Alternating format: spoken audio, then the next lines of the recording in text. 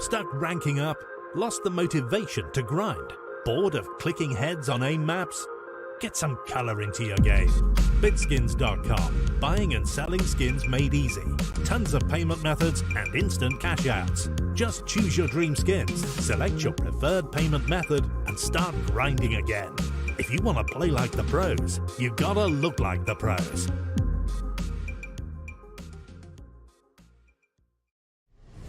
Win up to $1 million with your CSGO esports predictions. Simply guess the kill scores of the 10 players in a CSGO match. The more you guess correctly, the bigger the prize. You'll need at least 2 correct predictions to win a prize. Guess all 10 correct and win $1 million. Experience the exciting new way to add a little prosperity when watching esports tournaments. And register now to receive a free entry ticket upon sign-up. Predict kills, win millions, prosper.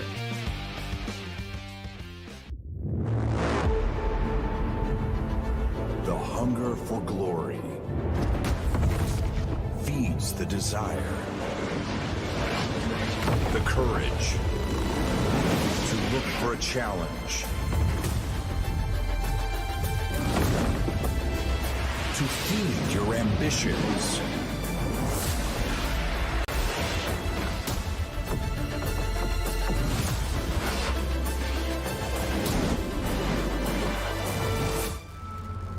To reach for greatness.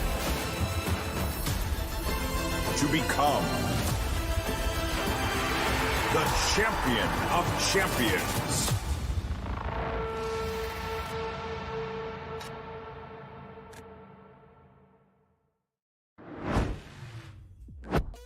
Welcome back, everybody. Of course, only a short break before getting back underway with this one. I've got to turn my lights on. That's why I'm looking a bit funky. Now it just makes me look really pale. Whatever. Anyway, we've got a hell of a matchup coming your way. Of course, Sangal versus ex-SKADE.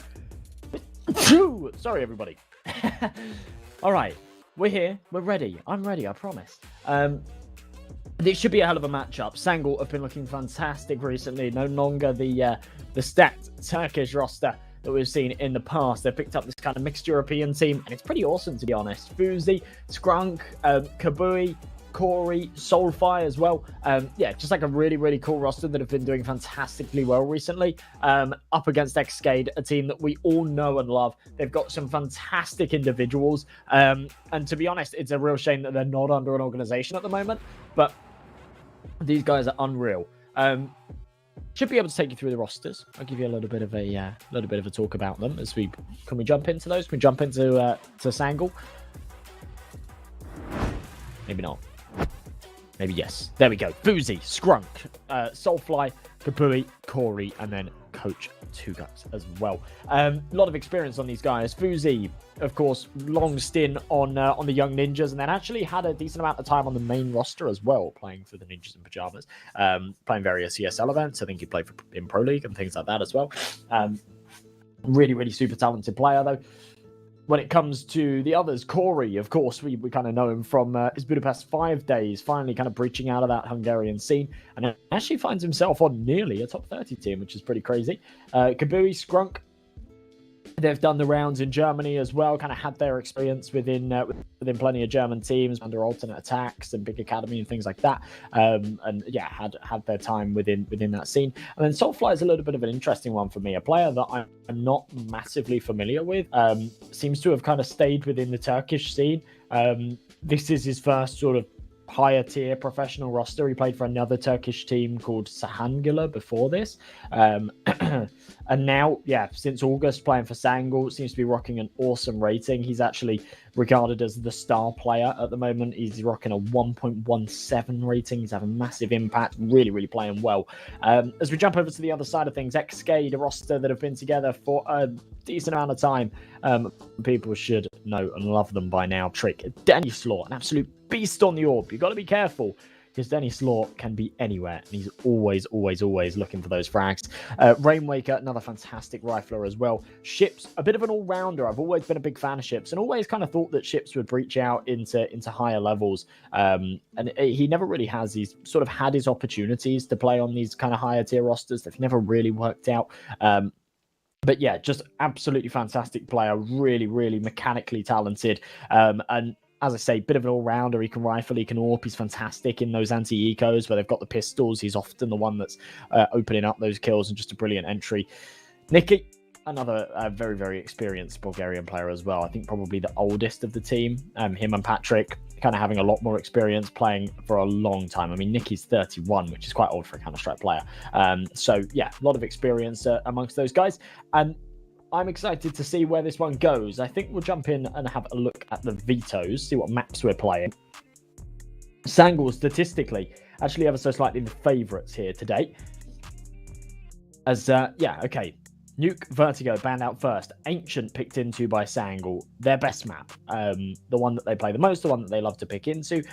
They do actually have a couple of really good maps. They really like to play Overpass as well. But I think that their picks really do depend on what their opponents can play. And that's kind of the luxury of playing a 6-map pool. Both of these teams are actually playing 6 of the 7 maps as well. I'm playing them quite a lot. They've been playing a lot of CS recently. ex-SKADE, not too bad on Ancient, but not amazing. So we could definitely see the first map swing Sangal's way. Inferno picked in next, a map that Sangal are also very comfortable with. In fact, all of their maps in the pool, they seem to be rocking very, very strong win rates against some very good opponents as well. That's why they've been climbing the rankings so quickly.